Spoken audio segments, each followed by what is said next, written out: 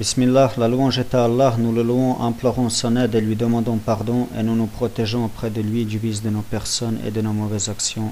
Celui qu'Allah guide, point d'égarement pour lui, et celui qui l'égare, point de guider pour lui. Et je témoigne qu'il n'y a pas de divinité digne d'être adorée si ce n'est Allah. Et je témoigne que Mohammed sallallahu alayhi wa sallam est son esclave et messager.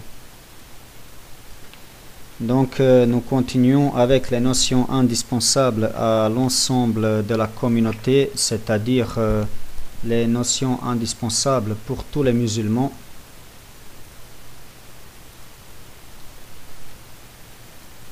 Et nous sommes entrés dans le chapitre de la prière. Un chapitre qui est très important parce que la prière, c'est le plus important des piliers de l'islam après la shahada, c'est-à-dire la double attestation de la foi. Et la prière, elle a des conditions, la prière, elle a des piliers, et la prière, elle a des obligations. Donc, il faut expliquer quelles sont les conditions de la prière, quels sont les piliers de la prière et les obligations de la prière, parce que sinon la prière, elle n'est pas valide. Donc, parmi les conditions de la validité de la prière, il y a 9 conditions de la validité de la prière.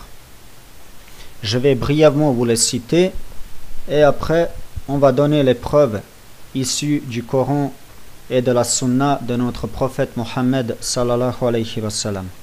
Donc, la première condition de la prière, il faut être un musulman. Il faut être un musulman. Et on a dit plusieurs fois, un musulman, c'est pas simplement dire je suis un musulman et après il va adorer une vache. Le musulman, c'est quelqu'un qui unifie Allah, il adore Allah l'unique et il ne lui donne pas d'associé. La deuxième condition de la validité de la prière, il faut être saint d'esprit. Troisième condition, avoir atteint l'âge de raison. Quatrième, être en état de pureté. Cinquième, être exempt de toute souillure. Sixième, couvrir ses parties intimes.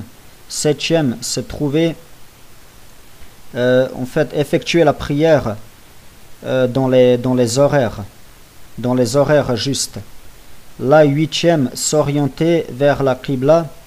Et la neuvième, évoquer l'intention. Donc, les 3 premières conditions, comme on a dit, être musulman, être saint d'esprit, avoir atteint l'âge de raison. Déjà, donc la prière d'un mécréant, elle n'est pas valide parce que tous les actes d'un mécréant sont caducs, c'est-à-dire invalides. La prière d'un malade mental, elle n'est pas non plus valide parce que le malade mental, il est déchargé de toute responsabilité. Et la prière d'un enfant, elle n'est pas valide parce que le prophète sallallahu alayhi wa sallam a dit « Ordonnez à vos enfants de prier quand ils atteignent l'âge de 7 ans. » Ordonnez à vos enfants de prier quand ils atteignent l'âge de 7 ans.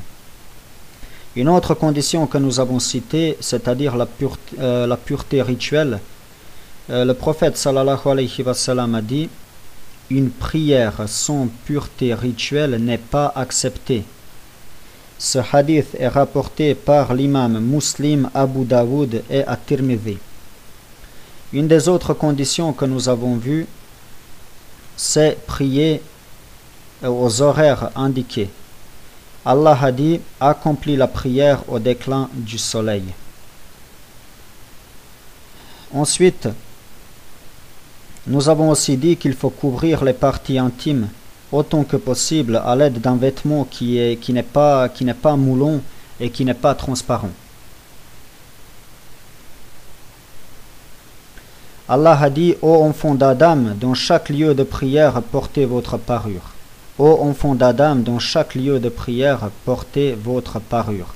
Et le prophète sallallahu alayhi wa sallam a dit « Allah n'accepte pas la prière d'une femme qui ne se voile pas durant sa prière. »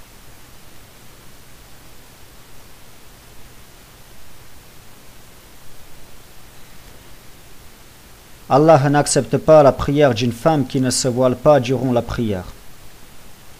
Il faut savoir aussi que Ibn Abd al-Barr, il a mentionné l'existence de l'unanimité des savants. Donc il y a l'unanimité des savants concernant l'invalidité de la prière d'une personne qui prie nue alors qu'elle a la possibilité de se couvrir. Une des autres conditions que nous avons citées, c'est le fait de se débarrasser de toute souillure, qu'elle soit sur le corps, ou bien les vêtements, ou bien l'endroit où on va effectuer notre prière. Allah a dit dans son livre « Et tes vêtements, purifie-les.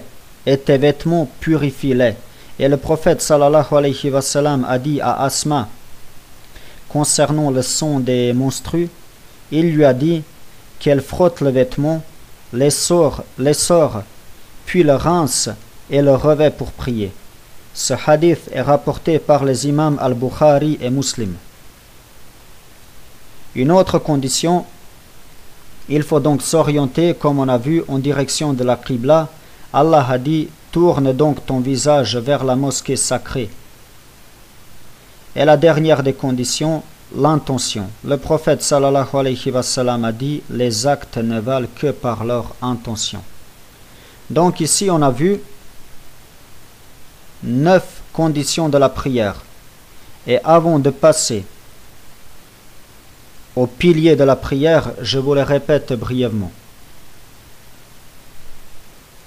Être musulman, être saint d'esprit, avoir atteint l'âge de raison, être en état de pureté, être exempt de toute souillure, couvrir ses parties intimes, se trouver dans la plage d'horaire de la prière, s'orienter vers la Qibla, évoquer l'intention.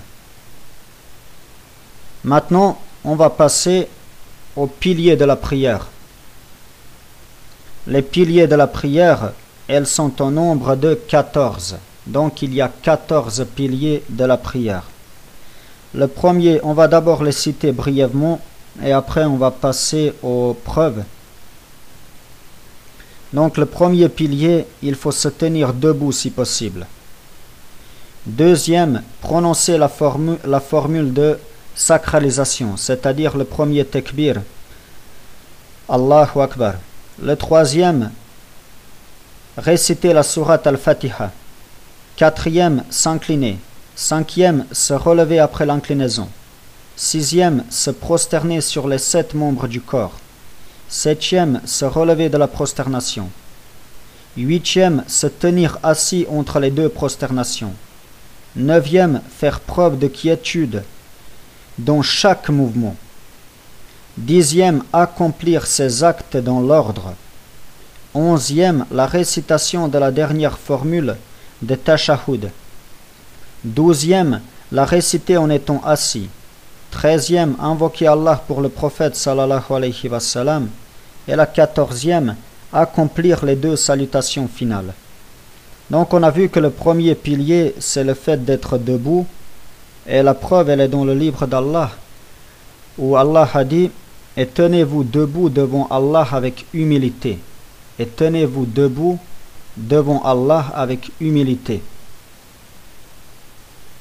Le deuxième pilier, qui est le fait de prononcer Allahu Akbar, la preuve, elle se trouve dans la sunna de notre prophète sallallahu alayhi wa sallam,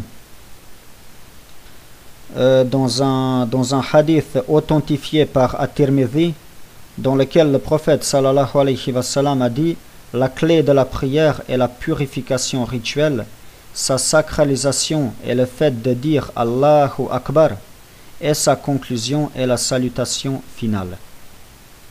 Et le prophète sallallahu alayhi wa sallam, il a aussi dit à un homme qui avait mal fait sa prière, il lui a dit, lorsque tu désires accomplir la prière, fais tes ablutions, puis oriente-toi vers la Qibla, et prononce la formule Allahu Akbar. Et ce hadith, il est rapporté par les imams al-Bukhari et Muslim. Wa alaykum salam wa rahmatullah. Le troisième pilier, nous avons dit qu'il faut réciter la sourate al-Fatiha. Et le prophète sallallahu alayhi wa sallam a dit, point de prière pour qui ne récite pas la sourate al-Fatiha. Donc celui qui ne récite pas la sourate al-Fatiha, sa prière, elle n'est pas valable. Et un des piliers de la prière, c'est donc le fait de savoir réciter la sourate al-Fatiha. Le quatrième pilier, nous avons dit, c'est l'inclinaison.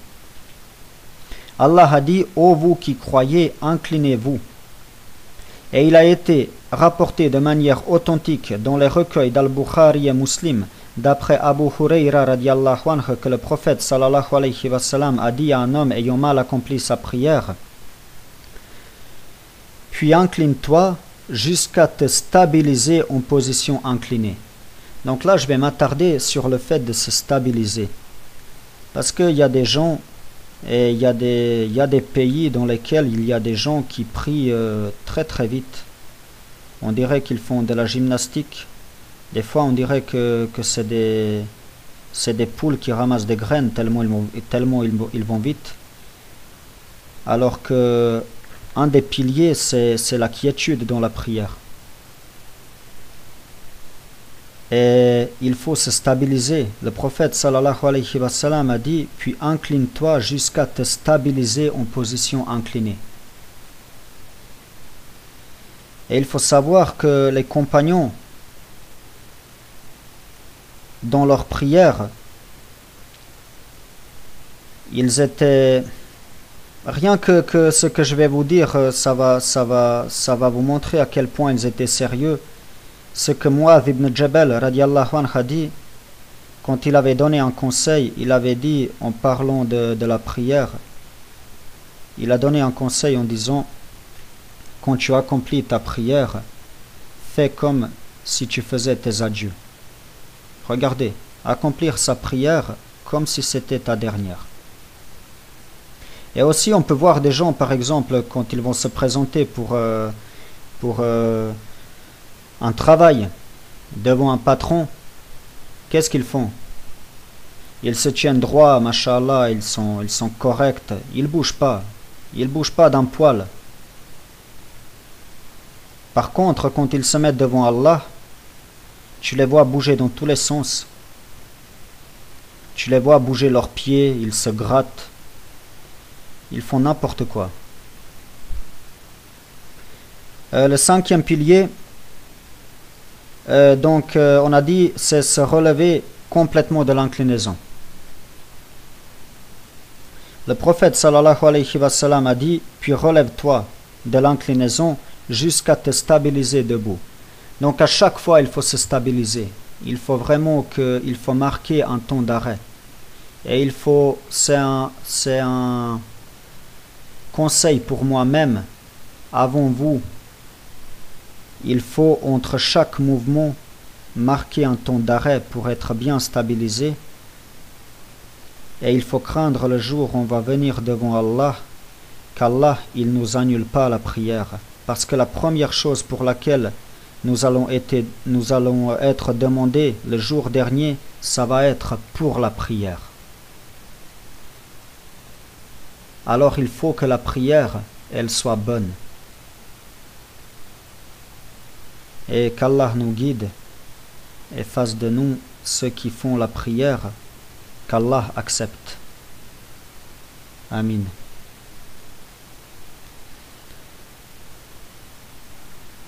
Il y a aussi les savants du hadith, ils ont rapporté d'après Abu Masoud al-Ansari que le prophète sallallahu alayhi wa sallam a dit: la prière d'une personne ne se tenant pas droit, écoutez ça, la prière d'une personne ne se tenant pas droit après s'être relevé de l'inclinaison et de la prosternation n'est pas valide. Je répète, la prière d'une personne ne se tenant pas droit après s'être relevé de l'inclinaison et de la prosternation n'est pas valide. Le sixième pilier, il faut se prosterner, comme on a dit, sur les 7 membres du corps. Le prophète sallallahu alayhi wa sallam a dit: il m'a été ordonné de me prosterner sur 7 membres. Le front, et il a indiqué son nez avec la main. Les 2 mains, les 2 genoux et l'extrémité des orteils. Ce hadith il est rapporté par Al-Bukhari et Muslim. Le 7e pilier, il faut se relever de la prosternation. Le prophète sallallahu alayhi wa sallam a dit à un homme qui a mal accompli sa prière: puis relève-toi jusqu'à te stabiliser en position assise.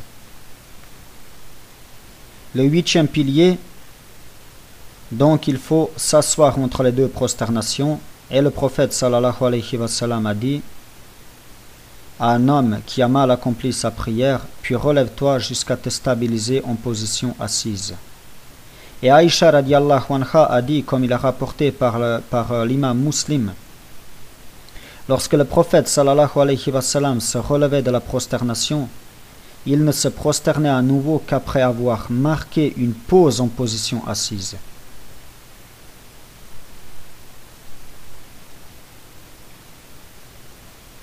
Le 9e pilier, très important, il faut faire preuve de quiétude dans chaque mouvement. Il faut faire preuve de quiétude dans chaque mouvement. Le 10e pilier, comme on a dit, il faut tout accomplir dans l'ordre. Il ne faut pas sauter les étapes. La prière, elle a un début, elle a une fin. Vous ne pouvez pas commencer par la fin, ensuite aller au milieu et terminer par le début. Il faut commencer par le début et terminer par la fin. Les 11e et les 2e piliers, c'est la récitation de la formule du tashahhud final tout en étant assis. Et le 13e, invoquer en faveur du prophète sallallahu alayhi wa sallam dans la formule du tashahhud final. Et le 14e, les deux salutations finales. Et la preuve, c'est le prophète sallallahu alayhi wa sallam qui a dit sa conclusion est la salutation finale. Et Aïcha radiallahu anha a dit lors de la description de la prière du prophète sallallahu alayhi wa sallam, il concluait sa prière par la salutation. Il concluait sa prière par la salutation.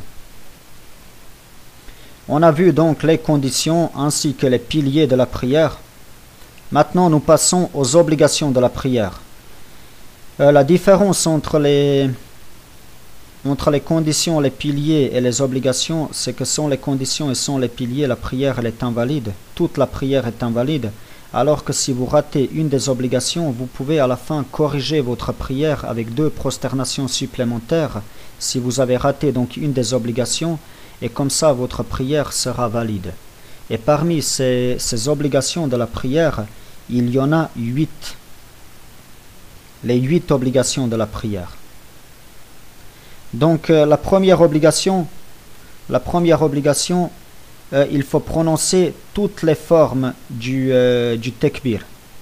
C'est-à-dire, à chaque fois, dire Allahu Akbar, sauf le premier, comme on a dit, sans lequel la prière n'est pas valide. La preuve, c'est Ibn Mas'ud radiallahu anhu qui a dit j'ai vu le prophète sallallahu alayhi wa sallam prononcer le tekbir à chaque fois qu'il se baissait ou se relevait et à chaque fois qu'il se tenait debout ou s'asseyait. Et ce hadith il est rapporté par les imams Ahmed an-Nasa'i et celui qui l'a authentifié c'est At-Tirmidhi rahimahullah. La deuxième obligation de la prière, c'est le fait de dire qu'Allah réponde à la demande de celui qui le loue. Donc Abu Hurayra radiallahu anhu a dit, le prophète sallallahu alayhi wa sallam prononçait le tekbir lorsqu'il se mettait debout pour prier, puis prononçait à nouveau lorsqu'il s'inclinait, puis disait en se relevant de l'inclinaison, donc en se relevant de l'inclinaison, qu'Allah réponde à la demande de celui qui le loue. Et lorsqu'il était complètement debout, ô notre Seigneur, à toi la louange. Ce hadith est rapporté par les imams Al-Bukhari et Muslim. Al-Bukhari et Muslim. La troisième obligation, c'est le fait de dire ô notre Seigneur, à toi la louange. Comme on a dit là dans la deuxième obligation, en fait les deux se rejoignent. Maintenant, les 4e et les 5e conditions, c'est le fait de dire gloire à mon Seigneur le majestueux durant l'inclinaison, quand vous êtes donc à l'inclinaison, et quand vous êtes à la prosternation, gloire à mon Seigneur le Très-Haut. Et la preuve, c'est un hadith rapporté par Hudayfa qui a dit, le prophète sallallahu alayhi wa sallam disait durant l'inclinaison, gloire à mon Seigneur le majestueux, et durant la prosternation, gloire à mon Seigneur le Très-Haut. Ce hadith, il est rapporté par les 5 traditionalistes et il a été authentifié par At-Tirmidhi. La 6e obligation de la prière, c'est entre les 2 prosternations le fait de dire « Oh mon Seigneur, pardonne-moi » entre les 2 prosternations, et la preuve c'est un hadith qui a été un hadith de Hudayfa qui a dit que le prophète sallallahu alayhi wa sallam a dit « Oh mon Seigneur, pardonne-moi » entre les 2 prosternations, et ce hadith il est rapporté par les imams An-Nasa'i et Ibn Majah. La 7e, c'est la première formule du tashahhud. Le prophète sallallahu alayhi wa sallam a dit « Lorsque tu te mets debout pour la prière, prononce le tekbir, puis récite ce que tu peux des versets du Coran. Lorsque tu te retrouves en position assise, au milieu de prière, stabilise-toi donc, assieds-toi sur ta jambe gauche et prononce le tashahhud. » Ce hadith est rapporté par l'imam Abu Daoud. Et la 8e, c'est le fait de s'asseoir durant le tashahhud, comme a dit le prophète sallallahu alayhi wa sallam, lorsque vous vous asseyez, toutes les 2 unités de prière, dites les salutations sont à Allah.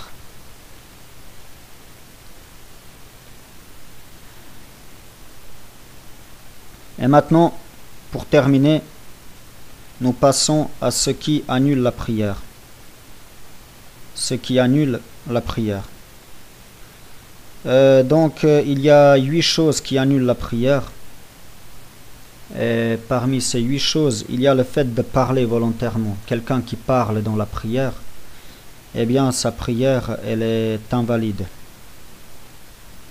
Donc, il est rapporté par Al-Bukhari et Muslim que Zayd ibn al-Arqam a dit « On nous ordonna de nous taire durant la prière et parler nous a été interdit. »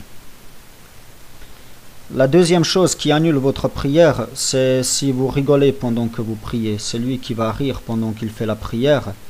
Ibn al-Munzir a dit « Les savants sont unanimes sur le fait que rire annule la prière. » Donc il y a l'unanimité des savants là-dedans que celui qui va rire, sa prière sera invalide. La 3e chose, c'est manger, et la 4e chose est boire. Et là-dedans aussi, il y a l'unanimité qui a été rapportée par Ibn al-Munzir qui a dit « Tous les savants que nous connaissons sont unanimes sur le fait que quiconque mange ou boit durant une prière obligatoire se doit de recommencer la prière. » Donc là-dedans aussi, il y a l'unanimité. La 5e chose, c'est dévoiler des parties intimes. La 6e, dévier de la direction de la Qibla, par exemple si vous priez dans une autre direction que la Qibla. La 7e, trop s'agiter dans la prière. Des gens qui s'agitent trop, ils sont vraiment pas tranquilles, ils font n'importe quoi, ils n'arrêtent pas de bouger, ils n'arrêtent pas de se gratter, ils n'arrêtent pas de sauter. Il y a des gens, ils font vraiment n'importe quoi. Et la prière d'une telle personne, elle est invalide selon l'unanimité des savants. Selon l'unanimité des savants. Et la 8e, celui qui va perdre sa pureté rituelle, celui qui va perdre ses ablutions. Ce qui nous amène au prochain cours, Inch'Allah, qui va porter sur les conditions des ablutions, les obligations des ablutions et les actes qui annulent les ablutions.